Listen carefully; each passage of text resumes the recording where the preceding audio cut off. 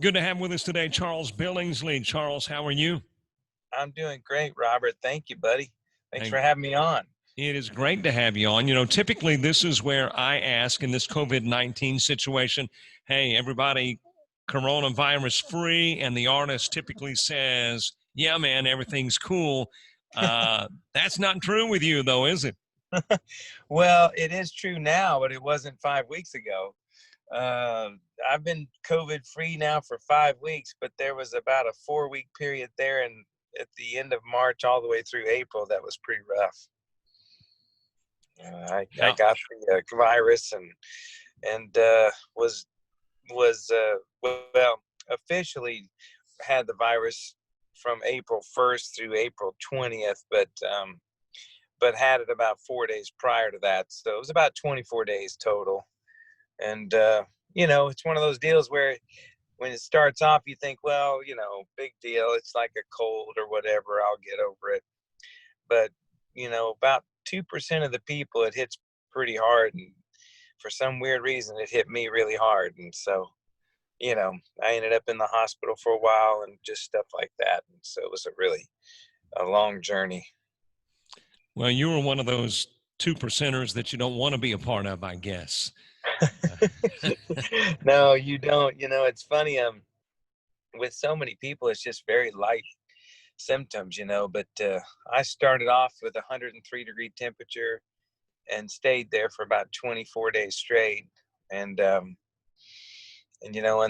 of course, with that comes the body aches and the severe headaches. And then I ended up in the hospital because it went into my lungs and gave me double pneumonia. And then came out of the hospital with blood clots in my legs. And, it was just one thing after another. But thank God I'm alive. I never had to go on oxygen or a ventilator or anything like that. But I was in the hospital because of precautionary reasons, because my oxygen was getting pretty low. I was sort of kind of right on the cusp of having to take some extra measures with the oxygen and all that stuff. But no, the Lord spared me of all that stuff. So praise God for that. What about the ill effects afterwards? I mean, are you still feeling some after effects? I actually do. Yeah. I mean, I got over the blood clots pretty quick, but even 5 weeks later, I still, especially in the morning, I wake up and I can feel that double pneumonia still in me a little bit, not near to the extent as it used to be, but still and my doctor told me it could take upwards of 2 to 3 months to get rid of this finally. You being a singer, I mean, doesn't that mean it's going to have an adverse effect on your ability to perform? Well, it certainly did in the beginning, but I've finally, I guess it was about a week after I got rid of the virus, maybe 2 weeks after, I started just recording a few special musics for churches around the country that were sort of wanting me to send in a song and a little testimony, But those first 2 weeks were pretty tough. But I'm back at it pretty good now. I'm 95% there. It's just a matter of getting these lungs woken up early in the morning and stuff. But I've been leading worship at my church the last few weeks, and so it's feeling a lot better, lots better. We are glad you are recovering. Let's get to Charles Billingsley and the ministry. How does a guy from New Mexico wind up going to school in Birmingham and then get with NewSong, then goes to Lynchburg and over to California, back to Lynchburg? Kind of abbreviate how this guy does that. Well, this guy doesn't know what he wants to do for a living. But, it's crazy. I've had a lot of opportunities, and they've been all really wonderful, and it's been great. I was telling my wife just a few minutes ago at lunch how I wonder what it would have been like if I'd have just stayed put in one place, But I went to college in Alabama at Samford University, and then went solo. Lived in Birmingham for about a year and a half, and one night I was opening for a group called NewSong, and they just lost one of their lead singers, and so they started talking to me that night about doing that, and I ended up joining them about 3 months later. Got married to my wife Shay, and then I stayed with them for several years, and then I went back solo for another 8 or so years. And in the middle of all my solo stuff, I started doing a lot of stuff for Liberty University and Dr. Falwell at Thomas Road, and in the mid to late 90s. And so in the middle of all that was when they asked me if I would consider coming up as the worship leader for the church and as an artist in residence for Liberty. And so I did, and helped start the Center for Worship there, and was leading all the worship services on campus and at the church. But I was also on the road doing about 100 dates a year, so that got crazy. And then one day I got this strange phone call from a guy named David Jeremiah. He was looking for a worship pastor, and he got my number from Dr. Falwell, and Dr. Falwell told him I would help him find a guy. So I was actually trying to help Dr. Jeremiah find a guy to lead worship. And in the midst of that, I ended up going there myself because I'd always wanted to live in Southern California. But that just, I found out that wasn't really for me. California is a wonderful place, but it's a lot easier it's easier to visit than it is to actually live there with the expenses and all that stuff, but all is well now. I'm back in Lynchburg, and of course then I was there for 10 years in Lynchburg, then went back out to California again. I'm the only idiot that I think has ever been to the same 2 churches twice. But you know what, though? It's been great. I have great relationships in both places, and my kids still live in California. They one goes to school out there, and the other one can't wait to get back when he finishes school at Liberty. And so, I feel like I'll probably still be crossing the country for many more years to come. You mentioned earlier the fact that today you had been talking with your wife about, I wonder what would have happened if I stayed in one spot. Now, was that a thought of regret, or was that just the thought of reminiscing? A little bit of both. I think I've always been a little bit of a restless spirit, and I've enjoyed having all the experiences, but at the same time, there's a lot to be said for just longevity in one place, especially when it comes to ministry. I think all of us have a little bit of a grass is greener on the other side mentality sometimes, but and I've always really, really tried my best to follow the will of the Lord. In fact, this last time we went to California, I was burdened over that for 6 months, and finally went, and wasn't there real long, but I feel like I did what I was supposed to do. Sometimes when you're trying to do the will of the Lord, all you can do is finally just make a decision. And I usually try to get to about 80% there, just trusting the Lord, seeking his will, reading, praying. And then, at some point you just have to pull the trigger.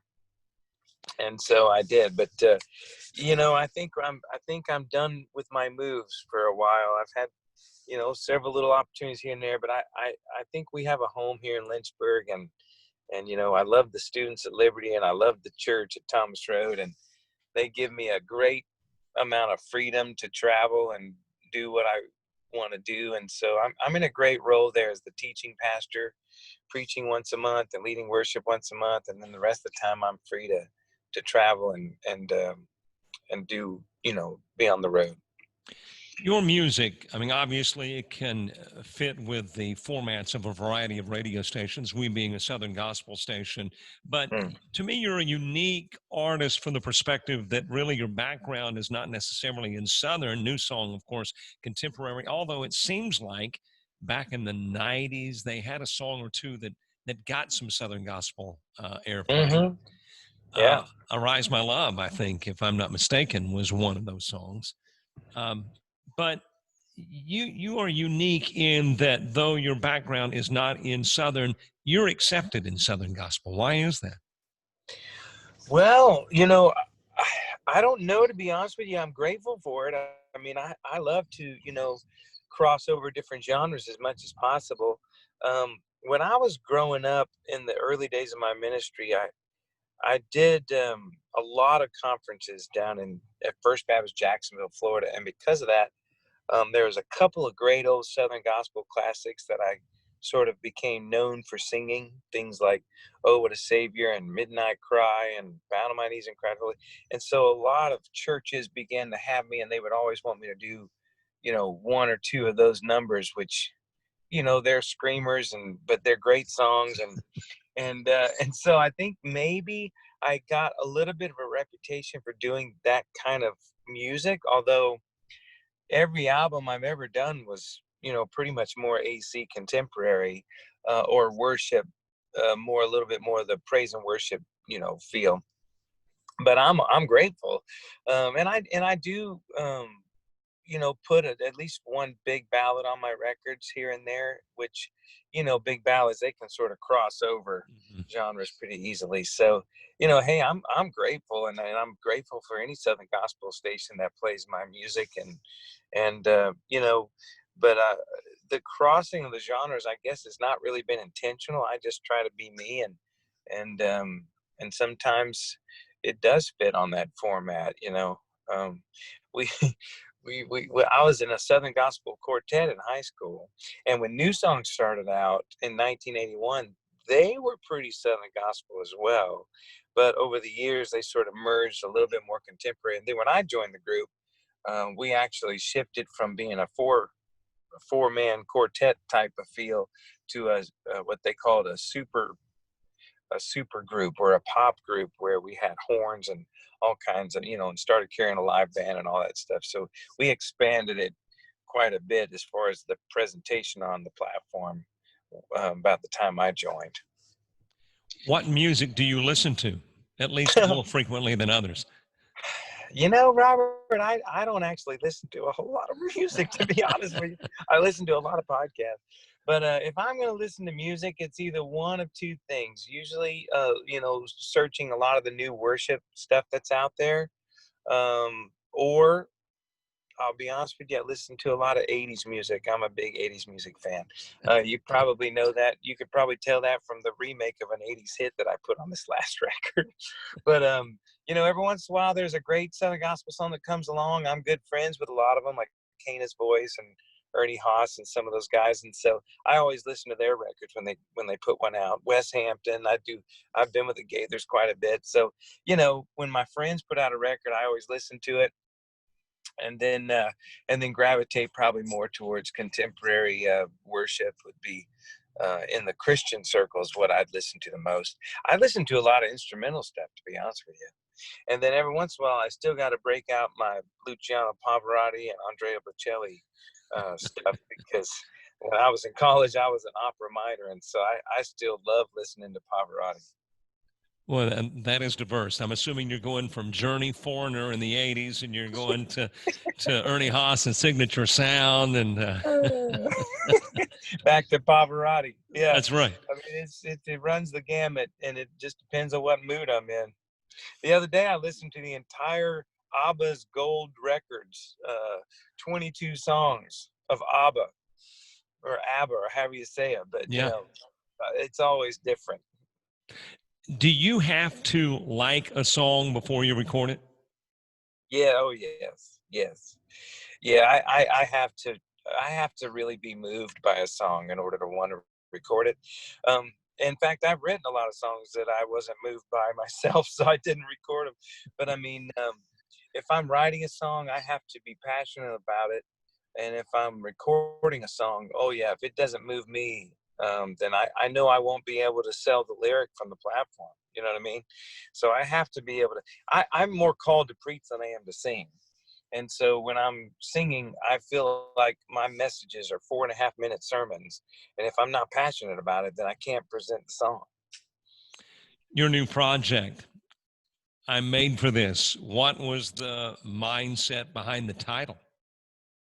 Well, I Was Made for This is really just it's just a song that I wrote out of Colossians chapter 1, along with my friend Keith Smith and Tony Wood. But, you know, it's just a declaration of the fact that not only are all things created by Jesus, but all things were created for Jesus, including you and me and everybody listening and everybody in the world. Our purpose for existing on the planet is to bring honor and glory to God. And so I wanted to create a record and that's been a mantra of my ministry for years and years. I sort of coined a phrase a long time ago: worship is a lifestyle. And I've been hounding that from the platform for years. And so this record really is truly about that one that one idea, that everything we do, we were made for the sole purpose of bringing honor and glory to God. And so every song on this record, from a different angle or two, has to do with that. Songs like Play the Man that are written to my boys about glorifying God in everyday life and all that you do. Even songs like Kyrie, the remake of the great Mr. classic. Kyrie means Lord have mercy as we move on this journey, basically is what it means. And so even songs like that have to do with this lifestyle of worship, not necessarily just singing of songs, but living for Christ no matter what situation or what circumstance you're in. And the song that's been released to Southern Gospel Radio, Where You're Supposed to Be. Tell me where that song came from. Well, that song, Robert, you know how these things come about. They come about from just weird conversations. And I was in California still last fall, living there. And I was frustrated because my house wasn't selling. And I just really felt like I needed to get back east and get back to Lynchburg and get going with this church as the teaching pastor and all that. And I was talking to my buddy playing racquetball. I'm a big racquetball player, and we were playing, and I was sort of voicing my frustrations to him. Well, over the 2.5-year period that I was living in California, he had been going through a very difficult situation with his work and all this stuff, and so I'd sort of talk to him about it every time we play. And I guess because he told me I was a good source of encouragement for him and spiritual growth and all that.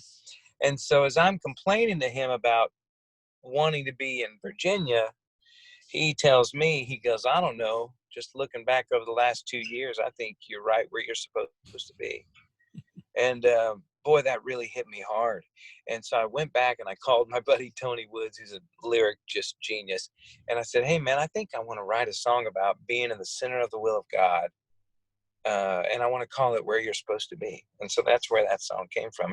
And little did we know 8 months ago when we wrote this song, how timely it would be during this COVID-19 crisis. And that song was one of the songs that I must have listened to a dozen times when I was laying in a hospital bed, isolated from the whole world, wondering what on earth is going on with my life. That song spoke to me greatly. And you know, it's funny because I'd listened to it in the hospital, and I forgot it was me singing it, and I forgot it was me that wrote it. You know, it was just something that just the Lord was using to speak to me. Well, the interview has come full circle because I want to end with this question. It's back to COVID-19. When you were quarantined and when you were in the hospital, was it at some points almost like having a Job experience where you're saying, Lord, why are you doing this to me? Yeah, really, really was, honestly. I mean, I was one of 18 people in the whole region that, you know, that had it. But I'll be honest with you, buddy, you know, looking back, I wouldn't trade the experience for anything because the Lord taught me some real serious lessons in that hospital, mainly about faith. You know, that Thursday night just happened to be the Thursday night before Easter. And the record came out that Friday. So it's the first time and probably only time I've ever released a record while laying in a hospital bed. But but that Thursday night was the Thursday before Easter, and I'm sitting there in that hospital bed and I'm praying for the Lord to heal me. In fact, I got so intense with my prayers for asking the Lord to heal me that I really wanted him to do it right there in the spot, on that spot, you know, like the healing of the blind man in John chapter 9, or the raising of, you know, the paralytic in Mark chapter 2. I was praying for a big time miracle because I wanted to just walk out of the hospital room going, hey, I'm clear. You can just send me on home, people. Nurses, don't worry about it. You can test me right now. But, you know, that's not what happened. And as the night wore on, and, you know, you don't get much sleep in the hospital anyway. I don't know if I slept all that night. As the night wore on, again, I got frustrated with the Lord because I thought, now I'm praying with all my heart, asking you to heal me, and you're not healing me. And I even got angry, and I was just angry at the whole situation. And then suddenly it dawned on me that Thursday night was the same night 2,000 years ago when Jesus suffered greatly at the hands of Caiaphas and all the others who beat him to within an inch of his life. And then, of course, the next day when he was crucified on the cross. And suddenly I felt just this great conviction over the fact that I was so upset about, you know, not being healed on my terms. And then my thoughts went to the Garden of Gethsemane, how Jesus prayed to the Father for that basic same thing when he asked the Lord to let the cup pass from him. And the answer from the Lord was no. But here's the difference between Jesus' prayer and my prayer. Jesus prayed, not my will, but yours be done. And I was praying, Robert, that my will be done. I didn't care a lick about what God's will was in that situation. I just cared about mine. And you know what, buddy? It took about another 12 days until the Lord finally healed me. But I had to learn something about faith. And if you don't leave anything in this recording other than this, don't let this go away. But what I learned is that faith, again, is the evidence of things unseen. And I wanted Jesus to heal me so that I could see what his results of the healing, and then I could tell everybody, and my walk with him would be deeper, and and I would fall more in love with Jesus and all that as a result of the healing. But what God wanted me to do was to fall deeper in love with Jesus and to get to know the Lord more and then heal me. Because you see, it's not seeing and then believing. Faith is believing and then seeing. And that's, I had it backwards. I just totally had it backwards. And God taught me that amazing lesson through that time in the hospital. And I could have told you that before, but I really lived it then. And I'm grateful. Well, I guess kind of in correlation with the song, you were healed when you were supposed to be. So Exactly. it is good that you are back to full strength, or practically. I want to thank you for pulling off the side of the road, literally, to have a conversation with me and our listeners. And we look forward to all the great music from Charles Billingsley. Man, thank you, Robert. And God bless you, and God bless WTJT. You as well. Thank you. Thank you, sir.